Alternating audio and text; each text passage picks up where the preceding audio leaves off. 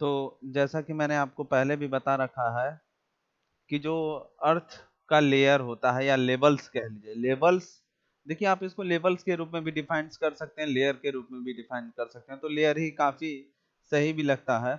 जैसा कि मैंने पहले भी आपको बता चुका हूं कि ट्रोपोस्फेयर ये होता है आपका, स्ट्रेटोस्फेयर होता है, मीसोस्फेयर होता है, थर्मोस्फेयर होता है, एक्सोस्फेयर होता है। इसके बीच में एक और लेयर होता है और इन दोनों के बीच में एक और लेयर होता है। यहाँ पे इसको हम करते हैं आइनोस, ठीक है ना, आइनोस्फेयर होता है। और यहाँ पे जो आपका होता है ओजोन लेयर होता है, ठीक है। ये आपको अर्थ सरफेस को प्रोटेक्ट करता है और यहाँ पे हम एक्टिव और पैसिव कम्युनिकेशन करते हैं, राइट। तो ये चीजों को हमको ध्यान में भी रखना है कि किस तरीके से ये वर्क करता है और इसके फंडामेंटल क्या है। और इसके बारे में मैंने वन बाय वन करके आपको पहले भी बता दिया है कि देखिए यहाँ पे जो मैंने आपको बताया है, देखिए स्ट्रक्चर ऑफ लेवल क्या है, आपका जो स्ट्रक्चर ऑफ एटमॉस्फेयर उसके लेवल्स क्या हैं या लेयर कह लीजिए, ठीक है। तो देखिए यहाँ पे क्या है, troposphere, stratosphere, mesosphere, thermosphere, ionosphere और एक्सोस्फेयर। आयनोस्फेयर में आपको ये आपको दिखेगा कि डी ई एफ, ये दिख रहा है D E F, D E F, यहीं पे एक्टिव और पैसिव कम्युनिकेशन होता है। और आज जो हम आपको बताएंगे कि इसको ग्राफिकल वीडियो के थ्रू कि किस तरीके से ये वर्क करता है, ठीक है। तो हम देर नहीं करेंगे, आपको जल्दी से आपको ये दिखाते हैं वीडियो किस तरीके से ये जो है हमारा वर्क करेगा और ये कितना सही रहता है। इससे आपको काफ़ी हेल्पफुल रहेगा और आप इस पे काम करना जान जाओगे कि कैसे जो है वर्क करेगा आपका।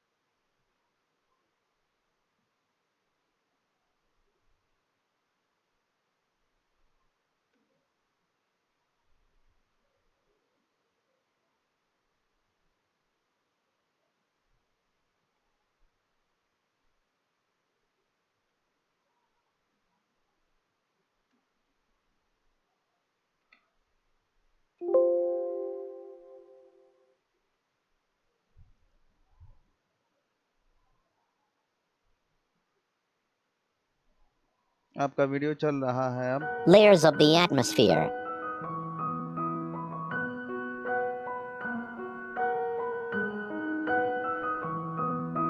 The Earth's atmosphere is the layers of the gases which protect the Earth from the radiations and cosmic rays coming from the outer space. देखिए कॉस्मिक रेस की बात कर रहा है यहाँ पे। This atmosphere acts as a blanket because it keeps the average temperature of the Earth nearly constant.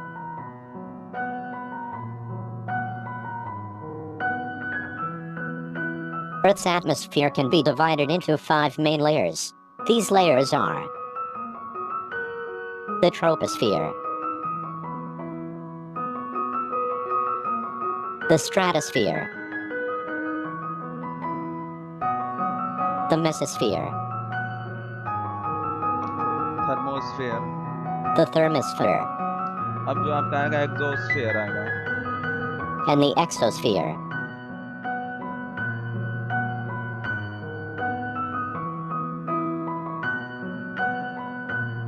The troposphere.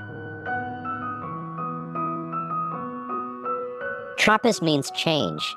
This layer gets its name from the weather that is constantly changing and mixing up the gases in this part of our atmosphere.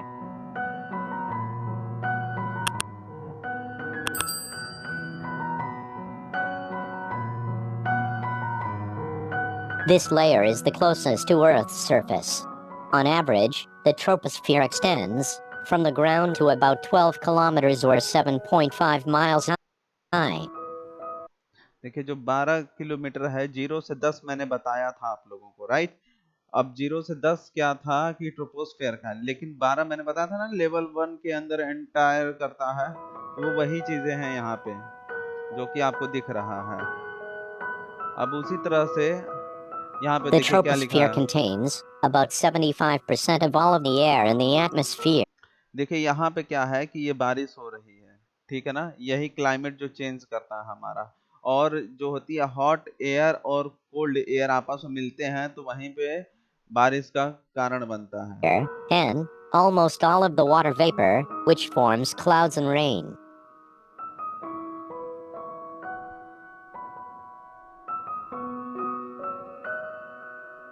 In this layer, air is made up of approximately 78% nitrogen, 21% oxygen, and 1% argon, with small amounts of additional gases, including water vapor and carbon dioxide.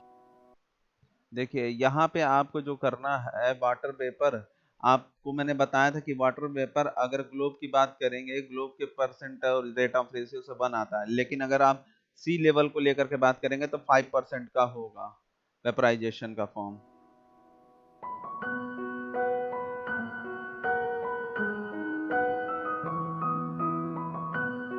Hot air balloons fly within the troposphere. देखिए survive के लिए balloon जो है troposphere में तो आएगा, लेकिन normal अगर आपको जब सैर करना रहेगा तो, लेकिन अगर देखा जाए तो ट्रोपोस्फेयर और स्ट्रेटोस्फेयर के बीच में या उसके जरा से नीचे यानी थर्ड लेवल तक हम सरवाइव करते हैं। नीचे से बात बता रहा हूँ कि अगर यहाँ से अगर आप चढ़ना ऊपर जाएंगे तो यहाँ से किसी थर्ड लेवल पे बलून्स को भी उड़ाया जा सकता है।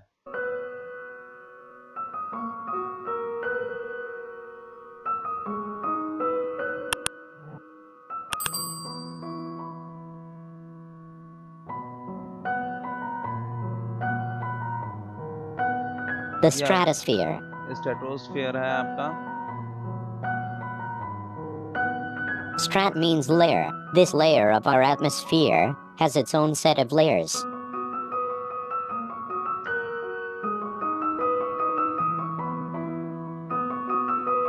The boundary between the stratosphere and the troposphere is called the tropopause.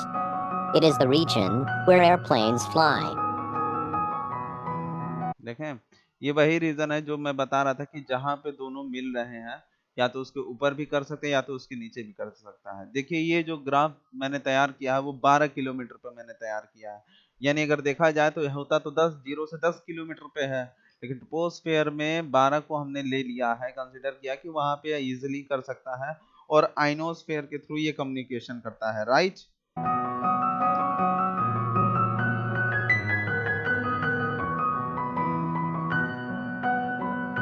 The stratosphere layer extends from the tropopause to about 50 kilometers or 32 miles above the Earth's surface.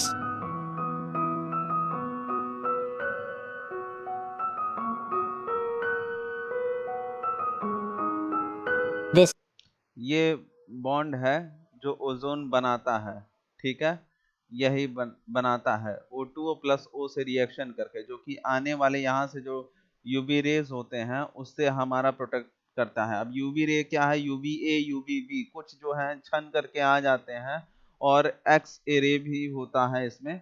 तो आगे layer देखिए, contains a thin layer of ozone molecules, which forms a protective layer and absorbs harmful ultraviolet radiation from the sun. देखिए आ गया ना stratosphere में आपका balloons, weather balloons जो आ गया जहां पे हम बता रहे थे आपको। तो वो देखिए, वो जैसे आदमी को जब घूमने की बात होती है जनरल तौर पे, जैसे कहीं गए घूमने के लिए या सैर करने के लिए, तो जो बलून्स की हम लोग लेते हैं उसमें हम लोग ट्रोपोस्फेयर में ही रहते हैं, कि ताकि जो है कि हम अच्छे से देख सकें चीजों को। ये अगर, लेकिन अगर आप कोई चीज कम्युनिकेट कर रहे हैं या किसी चीज पे आप शोध कर रहे हैं या किसी चीज को आप देखने की कोशिश कर रहे हैं, तो आपको स्ट्रेटोस्फेयर के थर्ड लेवल पे जाना होगा। ये आपका वो होता है, ठीक है, इसी तरीके से आप जो है देखेंगे, और ये आगे बढ़ते जाएगा। एक बार Layers फिर of से the समझिए। atmosphere.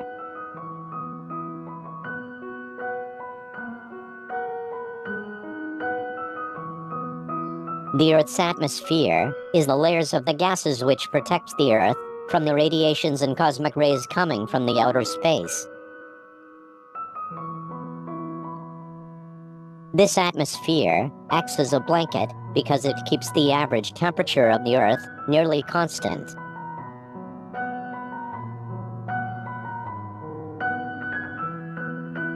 Earth's atmosphere can be divided into 5 main layers. These layers are the troposphere, the stratosphere, the mesosphere, the thermosphere, and the exosphere.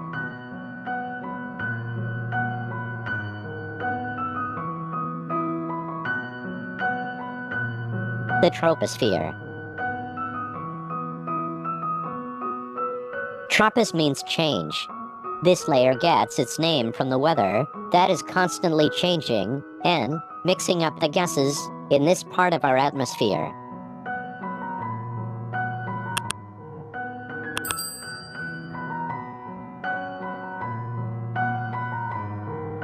This layer is the closest to Earth's surface. On average, the troposphere extends from the ground to about 12 kilometers or 7.5 miles high.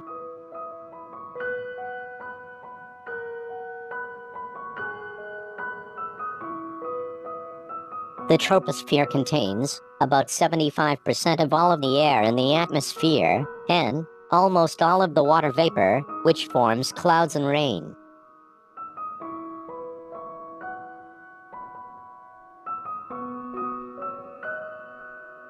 In this layer, air is made up of approximately 78% nitrogen, 21% oxygen, and 1% argon, with small amounts of additional gases, including water vapor and carbon dioxide.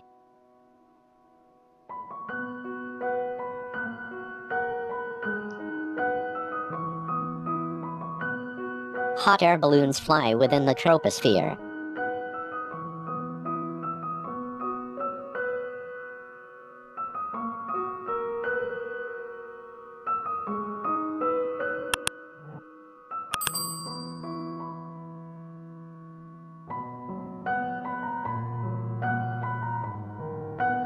The stratosphere.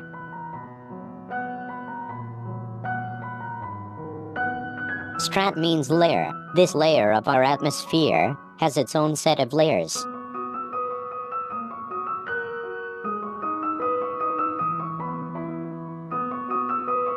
The boundary between the stratosphere and the troposphere is called the tropopause. It is the region where airplanes fly. ध्यान रखिएगा, यहाँ पे reason हमें use करना है जहाँ पे दो लेयर आपस में मिल रहे हों। क्लियर है?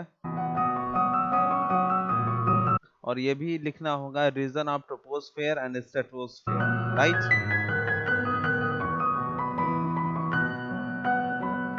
The stratosphere layer extends from the tropopause to about 50 kilometers or 32 miles above the Earth's surface.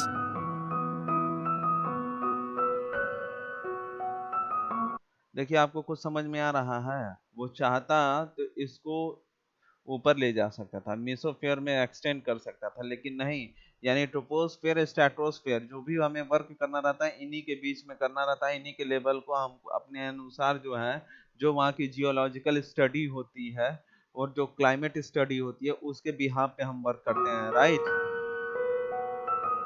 ये आपका ओजोन लेयर आ गया। This layer contains a thin layer of ozone molecules, which forms a protective layer and absorbs harmful ultraviolet radiation from the sun.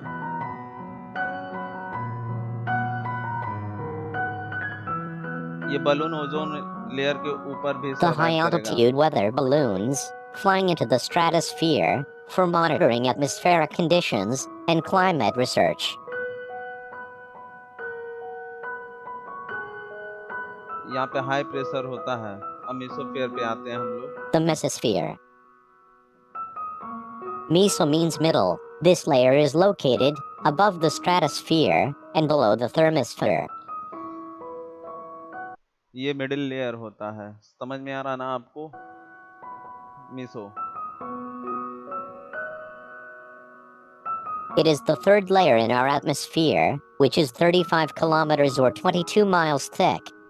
The transition boundary, which separates the mesosphere from the stratosphere, is called the stratopause.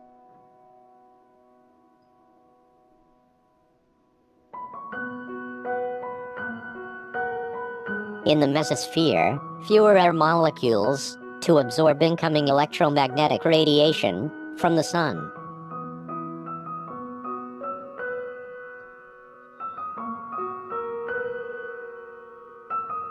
Most meteors burn up in this atmospheric layer. A meteor is a piece of rock or matter that has been broken off in space and travels through the atmosphere.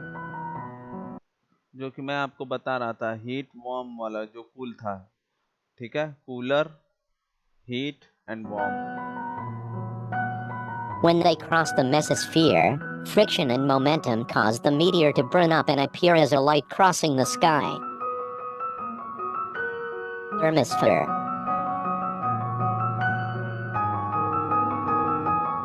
Thermo means heat. This layer has extremely high temperatures and located above the mesosphere and below the exosphere.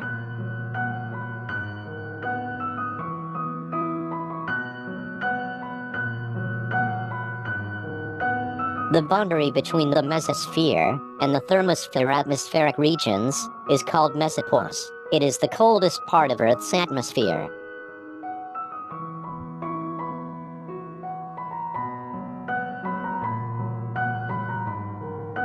The thermosphere extends from the mesopause to 700 kilometers of 435 miles above the surface of the Earth.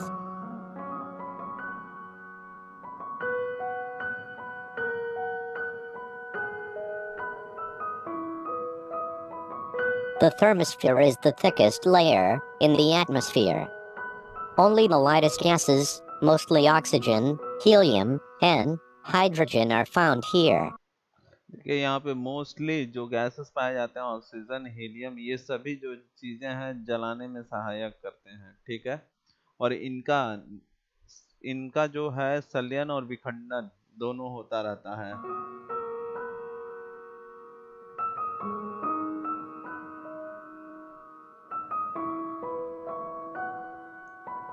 The aurora and satellites mostly occur in this layer.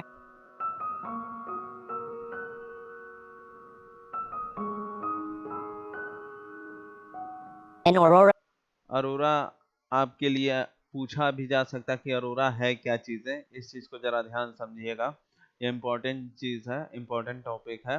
इस अरोरा में जो satellite होती है, जहाँ पे वो survival surround करता रहता है अर्थ सरफेस के, वो होता है, जो कि लैटिट्यूड के ऊपर डिपेंड करता है कि आपका इस रीजन में इस लैटिट्यूड पे रहेगा, और वहाँ की हाईली रीजन इतनी है और यहाँ से कवर सरफेस करेगा। तो वही जो उसकी रेंज होती है वो मीसोफेयर के आइनोस्फेयर पर आकर के रुकता है, जो कि कम्युनिकेशन का काम करता है। ये कम्युनिकेशन दो तरह की होती है, फिर से बता रहा हूँ, एक्टिव और passive. is a natural light display in the sky, particularly in the high latitude regions, that is caused by the collision of energetic charged particles with atoms in the high altitude atmosphere.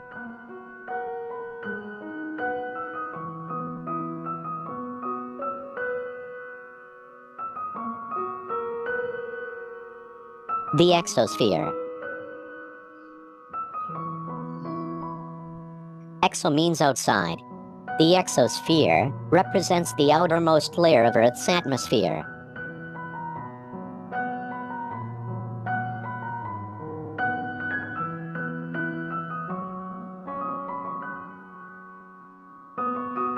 It extends from the top of the thermosphere to 10,000 kilometers or 6,214 miles above Earth's surface.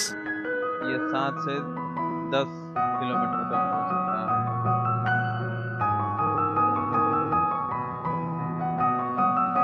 In this layer, atoms and molecules escape into space, and higher altitude satellites orbit our planet. समझे आप?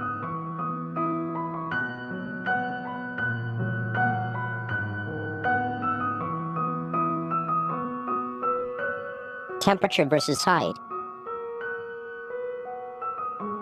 Near the surface of the Earth, the average temperature is 15 degrees Celsius, and the temperature gradually decreases to minus 56 degrees Celsius as altitude increases. Then the temperature remains constant below ozone layer. In the stratosphere region, from the ozone layer the temperature progressively increases to -2 degrees Celsius. Then, the temperature ranges from -2 degrees Celsius to -92 degrees Celsius at the upper boundary of mesosphere. After then, the temperature rises from -92 degrees Celsius to 1200 degrees Celsius near the upper boundary of thermosphere. समझे आप?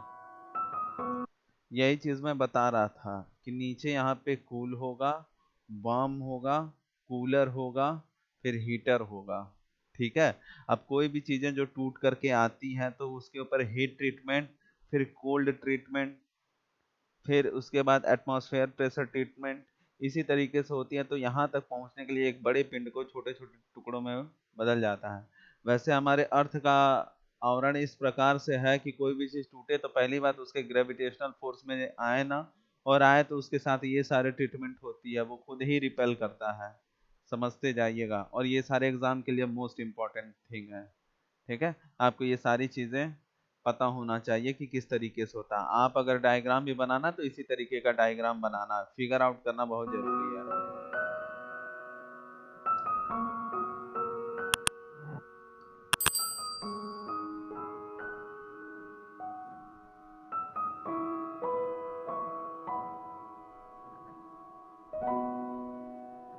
Why it happens.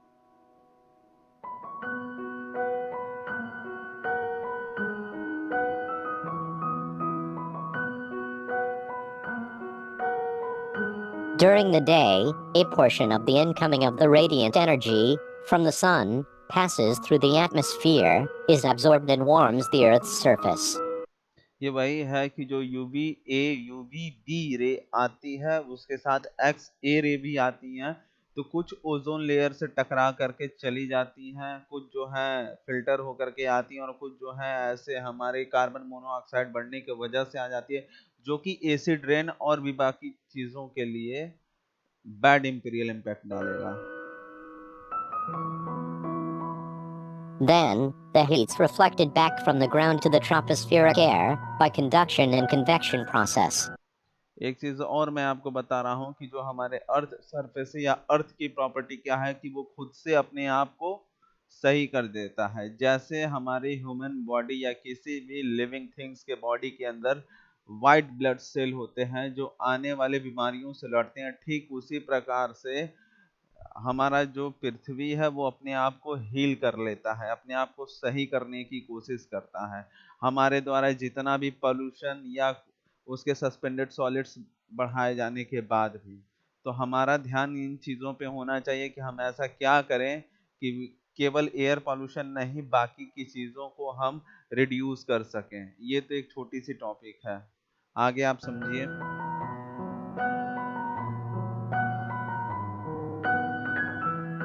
The temperature in the troposphere gradually decreases with increasing altitude until the tropopause is reached.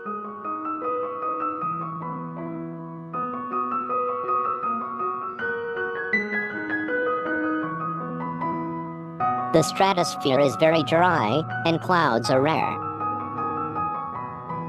देखिए वही ozone layer यहाँ से आकर के निकल जा रहा है और कुछ जो है आ जा रहा है।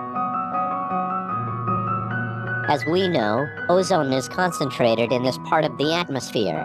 This ozone absorbs short-wave ultraviolet radiation from the sun and converts them into heat. समझ गए? More radiation is absorbed at higher altitudes compared to the lower stratosphere, so the temperature increases with height.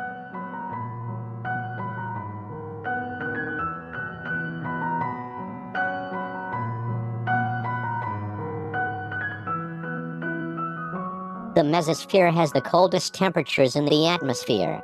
It becomes cold enough to freeze water vapor in its atmosphere into ice clouds.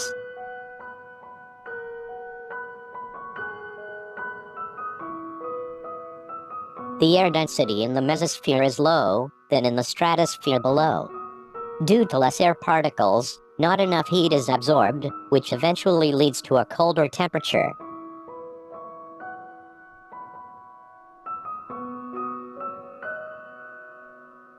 Apart from that, carbon dioxide in the mesosphere also helps in making this layer cold due to its cooling effect.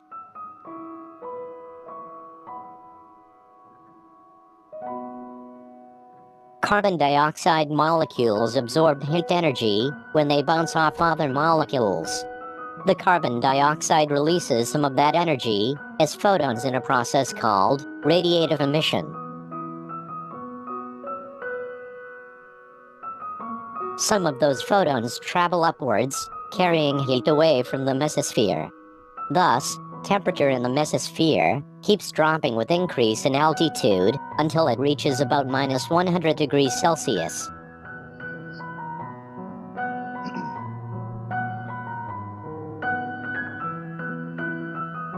The thermosphere has extremely high temperatures.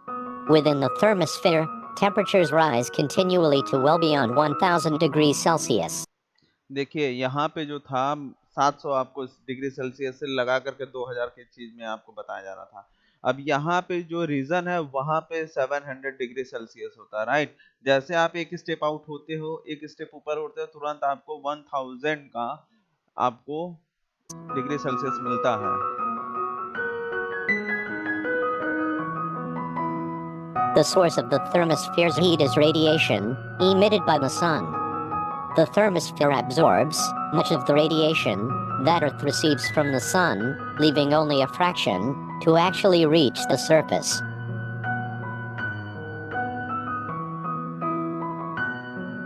Ultraviolet radiation, visible light, and high-energy gamma radiation are all absorbed by the thermosphere.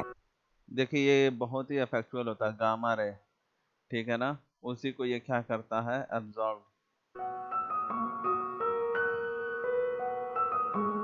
Since there is little to no atmospheric gases above the thermosphere, there is no absorption of the heat from solar radiation, and so temperatures soar.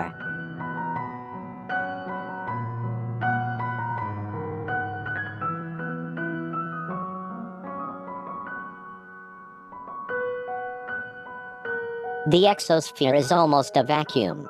The air is very, very thin air. When air is thin, it doesn't transfer much heat to objects in the air, even if the air is very, very hot.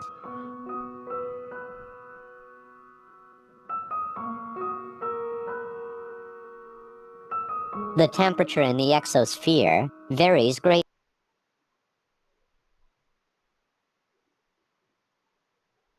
देखिए यहाँ पे क्या है, the temperature in the exosphere various, ठीक है, greatly can be, range जो होता है आपका 0 से 1700 होता है। अब देखिए वहां पे 1000 और 2000 का मैं रेंज बता रहा था, तो ये ट्रीटमेंट ऊपर से आप काउंट करोगे तो वो बढ़ती ही जाएगी, बढ़ती ही जाएगी। तो ये सारी चीजें हैं जो आपको जानना है।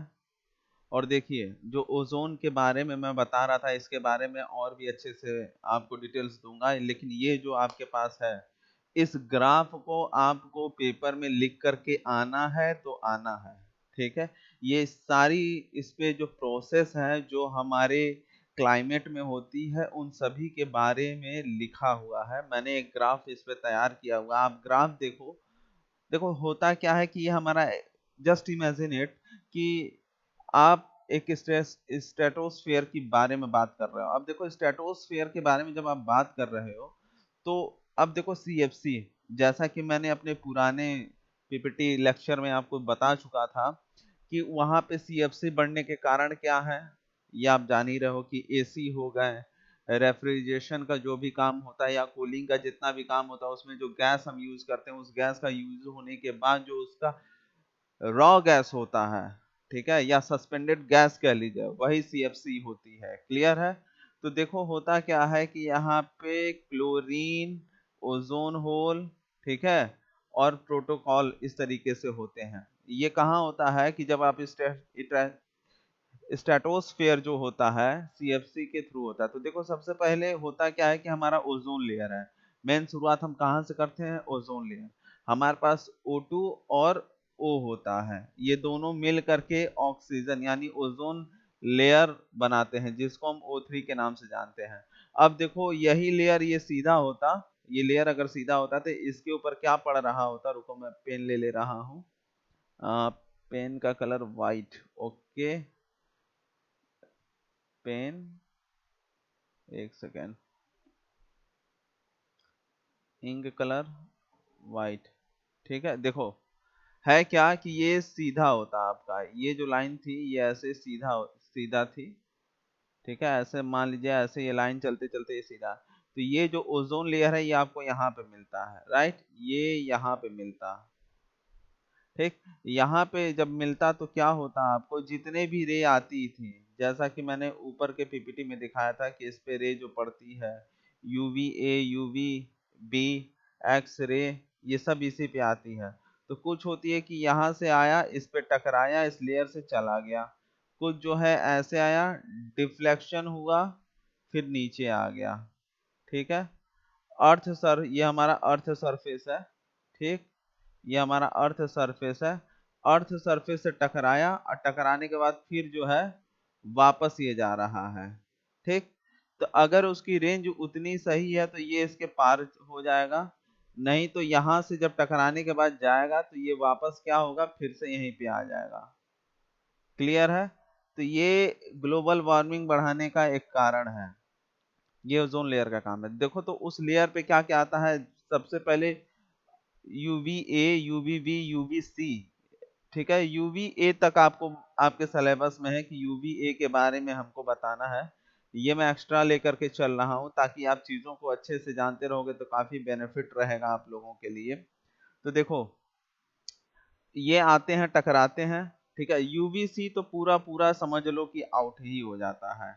ठीक है, एब्जॉर्ब कर लिया जाता है या तो रिफ्लेक्ट कर दिया जाता है। अब यूवीए क्या होता है कि जितने तेजी से आता है, ठीक है, उतने तेजी से इसको पेनिट्रेट करता है और चला जाता है, क्योंकि ये हमारा जो लेयर है वो स्ट्रांग पहले था और अब नहीं है। क्लियर है?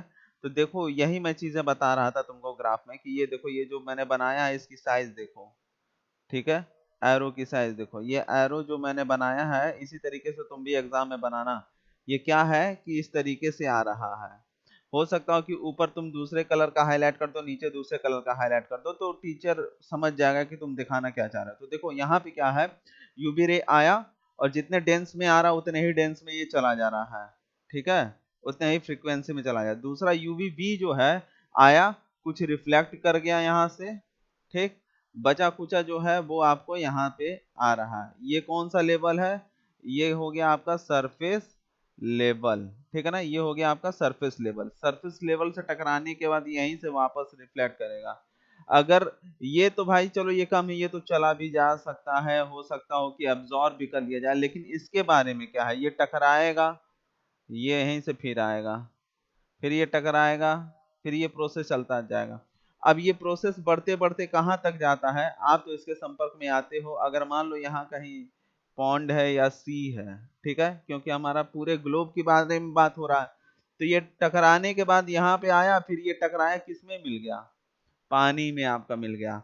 पानी में आपको भी पता है और सॉइल में आपको पता है कि उसके अंदर ये, अगर ये आपकी सॉइल है तो इसके अंदर क्या है, इसके अंदर वाइड रेशियो होती है। क्या होती है? वाइड रेशियो होती है। सेम अगर लिक्विड की बात अगर हम करें तो लिक्विड के अंदर भी जो आपका सी है उसमें भी आपका क्या रहता है? वाइड रेशियो होता है। ठीक है, अब इसके द्वारा भी क्या कर लिया जाता है? एब्जॉर्ब कर लिया जाता है, और इसके द्वारा भी क्या कर लिया जाता है? एब्जॉर्ब कर लिया जाता है, राइट। तो अब सोच लो कि अगर वाटर द्वारा एब्जॉर्ब हो गया, ठीक है, मान लो ये वाटर लेवल है हमारा, इसके द्वारा एब्जॉर्ब कर लिया गया। अब हमने बताया था कि 1%, देखो क्या क्या वजह हो रही है, 1% मैंने बताया था कि वाटर वेपर होता है किसके केस में? अर्थ के रिस्पेक्ट में। ठीक है, या अर्थ के जब रेफरेंस में आप बात कर रहे होते हो तो। लेकिन अगर ये आपका पृथ्वी है और इसको ऐसे कर दें, ठीक है, और ये पूरा आपका जो है 1/3 जो है, ये 3 जो आपका बन रहा है वो पूरा क्या है आपका C है, ठीक है, क्या है आपका C। तो सोचो उसके हिसाब से जो वेपराइजेशन हो रहा है उसकी कितनी रेट ऑफ यूनिट है, 5%, राइट, 5% इसकी रेट ऑफ यूनिट है। अब देखो अगर 5% अगर रेट ऑफ यूनिट है तो ये आपका सी लेवल था, ओके। अब सी लेवल से जब वेपर होगा तो ये वेपर हवा में उड़ेगा ऐसे, ठीक है, ऐसे ये उड़ रहा है। ये आपको नॉर्मल आई से तो नहीं दिखेगा लेकिन तभी फील हो जाएगा, इसकी परछाई उछाई कुछ देख। अब ये आपका लेवल था, स्ट्रेटोस्फेयर, ट्रोपोस्फेयर, ठीक है, मीसोफेयर, थर्मोस्फेयर और एक्सोस्फेयर। क्लियर है, मैंने आपको बताया था ये लेवल है। अब ये यहां से वेपराइज हो रही है और यहाँ पे क्लाउड बनना हमारा काम करेगा। मैंने बताया था कि क्लाउड दो तरीके से बनेगा, एक होगा हैवी क्लाउड और दूसरा होगा लाइट क्लाउड, ठीक है ना, हैवी क्लाउड और लाइट क्लाउड। अब जरा सा समझना इसको बनता किस तरीके से है हैवी क्लाउड और लाइट क्लाउड, ठीक। ये जो है आपका, ये समझ लो ये एक एरिया है जिसको मैं बता रहा हूं और यहाँ पे कोई हिली एरिया है, ठीक है। अब यहां से वेपराइजेशन का काम किया, मैंने आपको अभी बताया था ना टेम्परेचर, टेम्परेचर मीटर बताया था, क्या बताया था कि नीचे कूल होगा, वार्म होगा, कूलर होगा, ठीक है। उसके बाद हीट होगा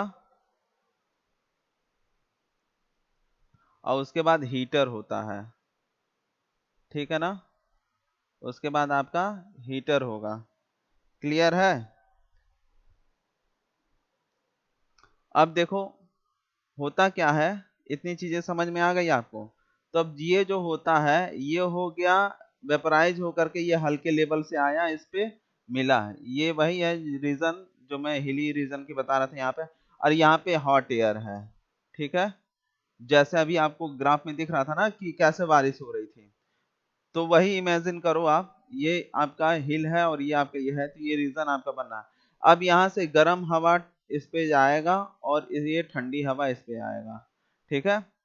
अब देखो रिएक्शन में समझा रहा हूं होता क्या है, गर्म हवा ये ऐसे अपना साइकिल करते हुए जाएगा, साइकिल के ही फॉर्म में आते हैं ये लोग, और वो भी जिगजैग मोशन करते हुए, ठीक।